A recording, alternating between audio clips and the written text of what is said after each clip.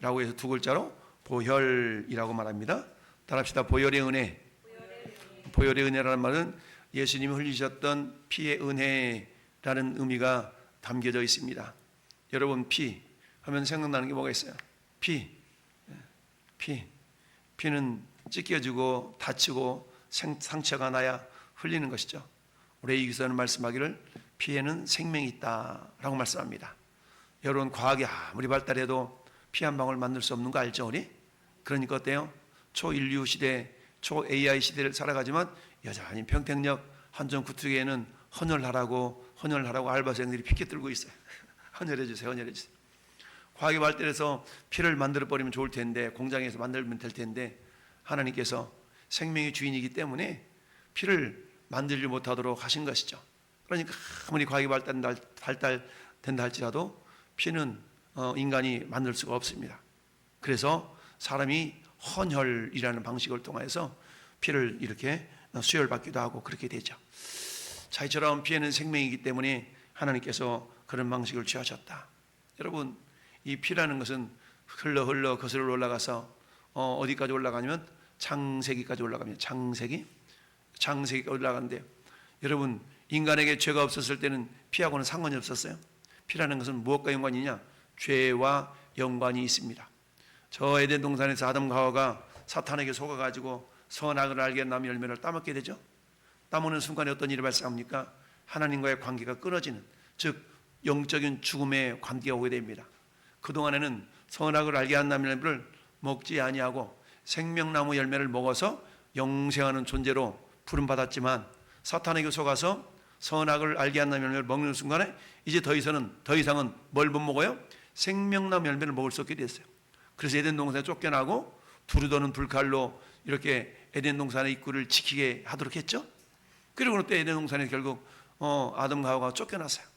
근데 쫓겨날 때 우리 하나님은 여전히 그들을 사랑하셔서 그냥 쫓아내지 아니하고 어떤 일을 하셨어요? 창세기 3장 21절을 말씀 보니까 가죽옷을 지어 입히셨어요. 그러니까 가죽옷을 지어 입히시고 그들을 에덴 동산에 쫓아내셨죠. 이것은 뭘 상징해요? 예수 그리스도의 보혈을 상징한다라고 합니다. 여러분, 가죽옷이 지어지기 위해서는 반드시 흠없는 짐승이 죽어져야 됐죠. 가죽이라는 건 짐승이 죽어서 나오는 것이니까, 따라서 그 당시에 아담과 하와를 하나님께서는 보호하시기 하여서 흠없는 짐승을 죽이는 그런 일이 있었다는 얘기죠.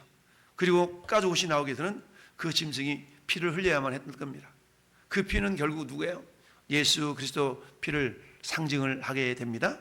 자, 그렇다면 오늘 우리 두 종류의 피를 말씀하고 있습니다. 오늘 말씀 보니까 13절 말씀에 뭐라고? 12절 말씀에 염소와 송아지 피로 하지 아니하고 오직 자기 피로 영원한 속죄를 이루사, 그랬죠? 그러니까 두 종류 피를 말하고 있어요. 하나는 짐승의 피, 또 한편은 예수님의 피. 그래서 짐승의 피와 예수님의 피를 대조해서 설명하고 있습니다. 자, 그렇다면 염소와 황소의 피와 및 암송아지 죄를 부정한 자에게 뿌려 그 육체를 정결하게 하여 거룩하게 하거든. 이걸 통해 할 수 있는 것은 짐승의 피로는 사람들의 죄를 깨끗하게 씻기는 의식보다는 그 외적인 죄, 육체를 정결하게 하는 그런 의식을 갖게 하는 그런 효력이 있다라는 얘기입니다. 그런데 예수님의 피는 어떤 효력이 있는가? 예수님의 피는 양심까지도 깨끗하게 할 수 있는, 할렐루야, 양심까지도 깨끗하게 할 수 있는 그 능력의 피인 줄 믿습니다. 여러분, 이 피를 거슬러 올라가 보면 우리 하나님께서 이스라엘 백성들을 이집트 땅에서 건져내실 때에 10가지 재앙을 통해 이스라엘 백성들을 건져내신 마지막 10번째 재앙이 뭐였어요? 장자를 죽이는 재앙이었죠. 장자를, 사람의 장자뿐만 아니라 짐승의 첫 새끼까지도 애굽 땅에 있는 모든 가정마다 짐승의 첫 새끼와 그리고 장자를 죽이는 그 10번째 재앙. 그런데 이스라엘 백성들, 그 집안 이스라엘 백성들이 보호를 받는데 그 자녀들은 어때요? 흠없는 양의 피를 탁 잡아가지고 그 피를 좌우 문설주와 인박에 발랐어. 하나님은 그 피를 보시고 이 집이 이스라엘 백성 집이다 라고 여기고 재앙이 넘어갔다. 심판이 넘어갔어요. 할렐루야. 그래서 넘어갔다라는 의미로 6월 pass over, 넘어갔다는 의미로 6월절 절기가 제정이 되었죠. 그를 하나님께서 이제 광야에서 이스라엘 백성을 광야에 이끌고 나와서 시내산에서 하나님이 율법을 주시죠. 그 율법의 핵심 가운데 한 핵심이 뭐냐? 너희들이 뭐하라? 제사제도를 제정을 하십니다. 그 제사제도는 가장 기본적인 제사가 번제, 속죄제, 속건제 이런 5대 제사를 통하여 결국 하나님과 관계를 늘 화목하게 하는 그런 어떤 의미를 부여한 제사 제도를 주님이 제정해 주시죠. 근데 우리가 아는 것처럼 성전 또는 성소의 구조를 바라보면 성전은 어떻게 되어 있습니까? 성전 뜰이 있고 성소가 있고 지성소가 있잖아요. 근데 성소와 지성소를 가로막고 있는 게 뭐예요? 휘장이라는 휘장. 그래서 성소와 지성소를 가로막고 있는 휘장인데 그 휘장 안에는 지성소가 있는데 그 지성소에는 누구만 들어가요? 대제사장만 1년에 한 차례씩. 오늘 11절 말씀이 그렇게 하고 있어요. 그리스도께는 장래 좋은 일에 대제사장으로 오사 그랬죠? 대제사장으로 오사. 손으로 짓지 아니한 곧 이 창조에 속하지 아니한 더 크고 온전한 장막. 그러니까 레위기서를 통해 하나님께서 제사법을 주셨는데 그때에 지은 성소, 이 성소는 사람의 손으로 지은 것이죠. 근데 그 성소 가운데 지성소에는 한마디로 하면 하나님의 말씀을 담은 법궤가 있죠. 그 법궤 위를 속죄소 또는 시은좌라고 합니다. 하나님께서 성령으로 하나님께서 그 구름 형상으로 불의 형상으로 속죄소 위에 임재하셨죠.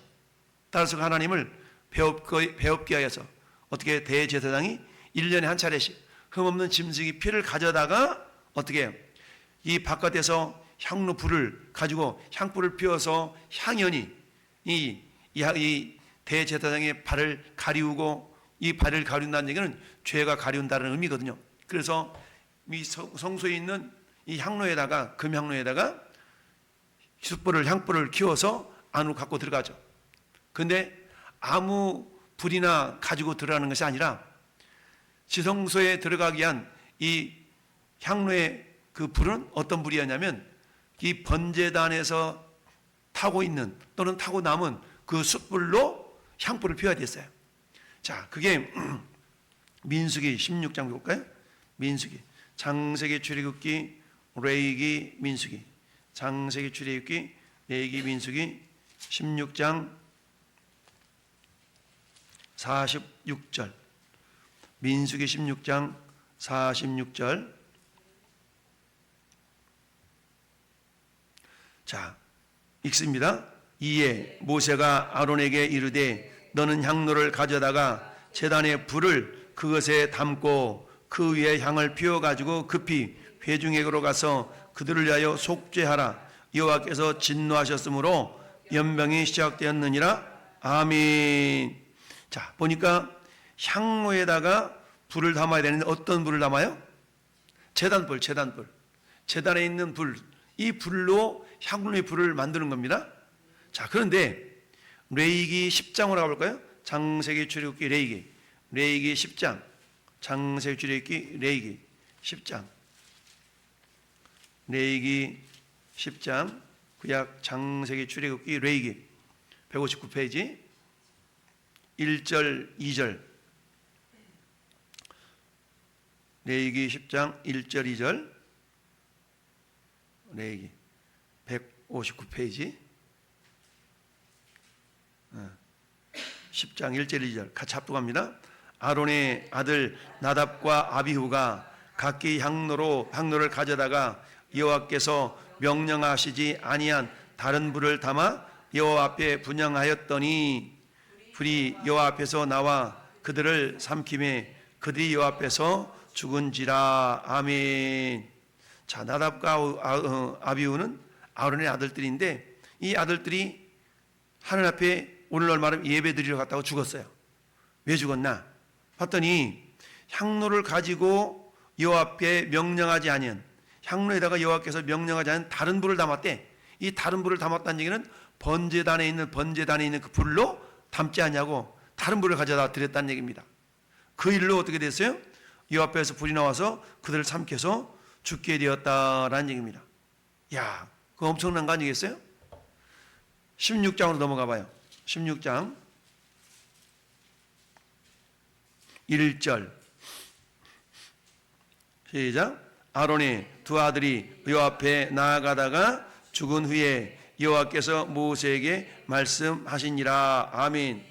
그러니까 아론의 두 아들, 아까 누가 나답과 아비후가 하나님께 나가다 죽었어요? 왜 죽었다고요? 다른 불을 가져다가 들여서 죽었다는 얘기죠. 그러면서 하나님께서 모세에게 말씀하시길 2절에 여호와께서 모세에게 이르시되 내 형 아론에게 이르라. 성소의 휘장 안은 법궤의 속죄소 앞에 아무 때나 들어오지 말아라. 그리하여 죽지 않도록 하라. 이는 내가 구름 가운데서 속죄소 위에 나타남이니라. 속죄소 앞에 나갈 때는 불을 펴서 향불을 펴서 나가는데 그 불은 어떤 불? 번제단에 있는 불을 가지고 나가야 된다. 그리고 그냥 들어가지 않냐고 3절 말씀 보니까 아론이 성소에 들어오려면 숫송아지를 속죄 제물로 삼고 순양을 번제 제물로 삼고 그리고 쭉 하면서 또 어떻게 말씀하고 있습니까? 피를 가지고 들어가야 되죠. 피를 가지고 들어야 되는데 14절 그는 또 숫송아지에 뭘 가져다가 피를 가져다가 손가락으로 속죄소 동쪽에 뿌리고 또 손가락 피를 속죄소 앞에 7번 뿌릴 것이며 아멘. 이처럼 피를 뿌리고 나가야 된다는 얘기죠. 이 피는 이스라엘 백성들의 죄와 또는 제사를 진행하는 아론의 죄를 가리우는 그런 역할을 했던 겁니다. 따라서 이 피는 결국 짐승의 피잖아요. 그런데 이 짐승의 피를 가지고 지성소에 들어가기 위해서는 1년에 한 차례씩 대속죄일이라고 있어요. 대속죄일. 이것은 7월 10일의 대속죄일인데 대속죄일에 그들이 이제 나가서 제사를 드릴 때 대속죄일에 한 번씩 드렸던 겁니다. 그러니까 대속죄일에 한 번씩 제사를 드리기 위해서 1년에 한 차례씩 피를 가지고 들어가는데 그러니까 짐승의 피의 속죄의 효과가 1년. 1년. 그런데 예수님의 피는 오늘 본문 다시 이쪽으로 히브리서 9장에 보니까 예수님의 피는 히브리서 영원하다고 그랬어요. 히브리서 9장 12절 말씀. 자, 염소와 송아지 피로 하지 아니하고 오직 자기 피로 영원한 속죄를 이루사 단번에 성소에 들어가셨느니라. 짐승의 피의 속죄의 효력은 1년이지만 예수님의 피의 속죄 효력은 영원합니다. 할렐루야. 이처럼 예수님의 피의 효력과 짐승의 피의 효력의 차이점이 엄청나죠. 이처럼 예수님의 피의 효력은 첫째 어떤 특징이 있다? 영원한 속죄의 효력이 있다. 할렐루야. 짐승의 피는 효력이 1년인 반면에 예수의 피는 영원한 효력이 있다는 얘기죠. 두 번째, 예수님의 보혈의 은혜의 특징은 두 번째는 뭐냐? 그것은 자 보니까 14절 말씀 다시 본문에 돌아와서 14절 말씀에 영원하신 성령으로 말미암아 흠없는 자기를 하나님께 드린 그리스도의 피 보혈이 너희 양심을 죽은 행실에서 깨끗하게 하고 할렐루야. 두 번째 특징은 어떤 특징이 있어요? 양심을 깨끗하게 합니다. 여러분 짐승의 피는 육체를 깨끗하게 한다고 그랬잖아요. 근데 예수님의 보혈은 육체뿐만 아니라 양심까지도 깨끗하게 한다는 얘기입니다. 양심을 깨끗하게 해요. 세 번째 특징은 뭐예요? 살아계신 하나님을 섬기게 하지 못하겠느냐. 여러분 구약의 짐승의 피는 대제사장만이 홀로 지성소에 들어갔어요. 즉 하나님을 배우며 섬기는 자는 오직 대제사장만 1년에 한 차례씩 지성소에 들어가므로 말미암아 그 섬김의 역할을 감당했던 것이죠.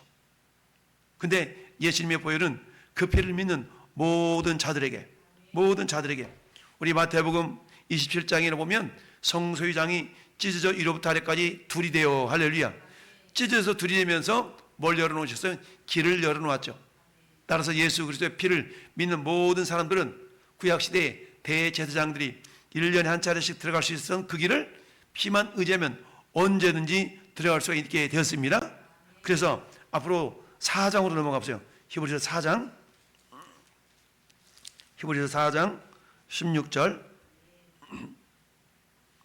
히브리서 4장 16절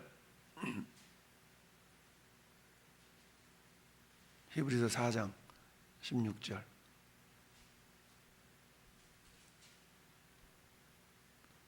(357페이지) 같이 읽어봐. 시작. 그러므로 우리는 긍휼하심을 받고 때를 따라 돕는 은혜를 얻게 하여 은혜의 보좌 앞에 담대히 나갈 것이니라. 아멘. 자, 은혜의 보좌 앞은 어딜 말하면 지성소를 말해요. 구약시대의 대제사장들이 흠없는 짐승의 피를 가지고 1년 한 차례씩 들어갔던 그 보좌. 근데 그 보좌를 우리가 어떻게 들어갈 수 있다고요? 때를 따라 돕는 은혜를 얻게 하여 보좌 앞에 헛되나가 담대하게 무시로 나갈 수가 있습니다. 이게 보혈의 능력이죠. 그러니까 짐승의 피를 가지고선 1년에 한 차례씩밖에 들어갈 수 없었던 그 지성소, 예수님의 보혈을 의지하는 우리 모든 자들은 언제든지 지성소에 나갈 수 있는 자리 된 것이죠. 이게 보혈의 능력인 줄 믿습니다. 자, 그러면서 어때요? 이제는 마음껏 하나님을 섬길 수 있는 자가 되었다라는 사실입니다. 따라서 예수님의 보혈을 덧입는 우리 모든 사람들을 성경은 이제 뭐라고 말씀하고 있냐? 왕 같은 제사장 되리라 라고 말씀하고 있죠. 왕 같은 제사장들은 대제사장이죠. 그러니까 구약시대에는 대제사장만이 지성소에 들어가서 하나님을 섬길 수 있는 권세가 주어졌다면, 오늘 이 시대는 예수님의 보혈을 믿는 모든 자들이 양심도 깨끗하게 되는 것뿐만 아니라 하나님을 섬길 수 있는 그런 권세가 주어진 줄 믿습니다. 이런 자들이 하나님은 어떤 약속을 주셨어요? 영원한 기업. 영원한 기업은 뭘 상징하냐면 천국을 상징합니다. 영원한 천국, 이 천국을 우리에게 기업으로 약속을 얻게 하셨던 것이죠. 할렐루야. 그래서 예수님이 이제 그 약속의 보증으로 우리에게 뭘 보내주셨어요? 성령님을 보내주신 줄 믿습니다. 따라서 우리는 어때요? 오늘 밤 이 세상을 떠난달지라도 우리는 우리 주님의 영원한 기업인 천국에서 주님과 함께 영원히 살 수 있는 은혜의 주인공이 된 줄로 믿습니다. 이처럼 예수님의 보혈의 특징은 첫 번째로 영원한 속죄의 능력이 있다고 그랬어요. 두 번째는 우리 양심까지도 깨끗하게 하실 수 있고요. 세 번째는 우리가 마음껏 하나님을 섬길 수 있는 존재가 되었고, 그리고 또 이제는 마음껏 섬길 수 있다는 얘기는 마음껏 지성소까지 나갈 수 있는 그런 영적인 존재가 되었고, 그런 때 그 주님 때문에 영원한 천국을 우리에게 기업으로 상속받을 수 있는 그런 존재들이 되었다는 사실입니다. 이런 은혜를 우리가 기억하면서 우리가 어때요?